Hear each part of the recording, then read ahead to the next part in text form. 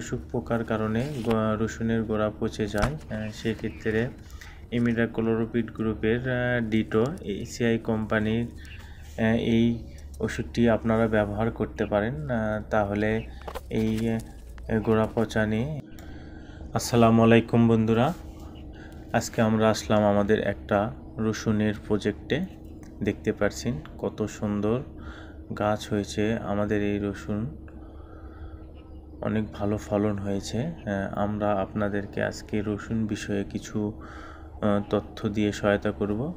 দেখুন, আমরা রসুন কিভাবে বেশি সাদা করব সেই বিষয়েও আপনাদেরকে জানিয়ে দেওয়ার চেষ্টা করব, এবং এমনকি এই রসুনের কি রোগ, কমন যে রোগগুলো সেগুলো থেকে কিভাবে প্রতিকার পাওয়া যায় সেই বিষয়ে আজকে এই ভিডিওর মাধ্যমে আপনাদেরকে জানিয়ে দেওয়ার চেষ্টা করব। আশা করছি আপনারা আমাদের এই ভিডিও প্রথম থেকে শেষ পর্যন্ত দেখবেন। তাহলে চলুন আমরা শুনে নিই। দেখুন, আমরা প্রথমে রসুন কিভাবে সাদা করব। রসুন সাদা করার জন্য আপনারা ব্রণ ব্যবহার করতে পারেন, কারণ ব্রণ ব্যবহার করলে রসুন অনেক সাদা হয়ে থাকে, বাজারে অনেক ভালো চাহিদা হয়ে থাকে সে রসুনের। আপনারা ব্রণ ব্যবহার করবেন।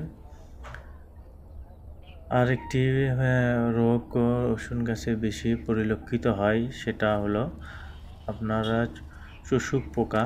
চোষক পোকার কারণে রসুনের গোড়া পচে যায়, সেক্ষেত্রে ইমিডাক্লোপিড গ্রুপের ডিটো এসিআই কোম্পানির এই ওষুধটি আপনারা ব্যবহার করতে পারেন, তাহলে এই গোড়া পচা নিয়ে এই চোষক পোকার আক্রমণ থেকে আপনার রসুনের প্রজেক্টে রক্ষা করতে পারবেন। কারণ চোষক পোকার কারণে গাছের ফলন, একেবারে গাছের রসুনে বড় হতে বাধাগ্রস্ত করে, গাছ একেবারে নষ্ট করে ফেলায়।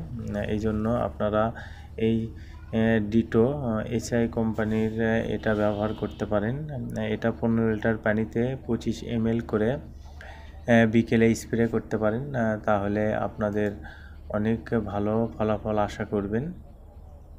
দেখুন, আমরা আপনাদেরকে দেখিয়ে দেওয়ার চেষ্টা করছি কত সুন্দর ফলন হয়েছে। আপনারা আরেকটি বিষয়, সেটা হলো রসুন ফেটে যাওয়া, রসুনের গাছ ফেটে রসুনও ফেটে যায়, সেই বিষয়গুলো আপনাদেরকে লক্ষ্য রাখতে হবে, কারণ এখন গরমের সিজন চলে এসেছে। আপনারা এদিকে লক্ষ্য রাখবেন, জমি যাতে একেবারে কম থাকে, জমি একটু স্যাঁতসেঁতে রাখা উচিত। দেখতে পাচ্ছেন, তাহলে গাছ অনেক ভালো থাকবে। আপনাদের এই গাছ ফেটে যাওয়ার রোগটাও দেখা দেবে না। আশা করছি সবাই ভালো থাকবেন, সুস্থ থাকবেন। আসসালামু আলাইকুম ওয়া রাহমাতুল্লাহ।